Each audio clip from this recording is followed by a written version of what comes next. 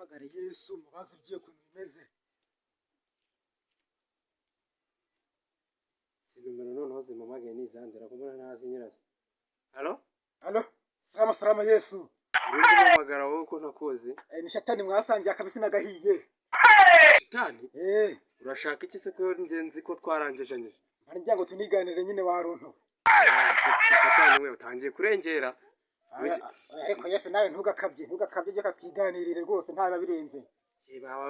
Kuyoboka abantu abana banje bose ushaka kubiyegurira none urashaka nanjye kunyegara wankura heze ko byakunaniye. Ahubwo nanjye niba ndazijuka.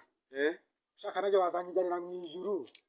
None ijuru nawe urarishaka? Urishaka rero nabonye ibyo ndimo atari sawa tu. Wakwigumiye wawe fose bwo urashaka kuzanyegara manga ndabizi ko hari ibintu byigeze kuba mwarwanye na papa ngaguhirikira aho ngaho ikuzimu. Oh my god.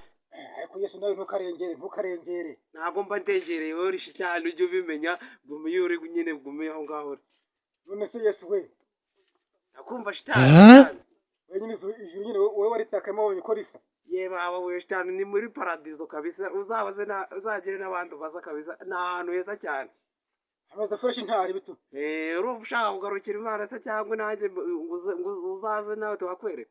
Iryo juru ndarishaka. Hari abantu bambwiye ngo ngo nishwe shitani ngo nzajya muri ngo utajima. Uteza akavuyo.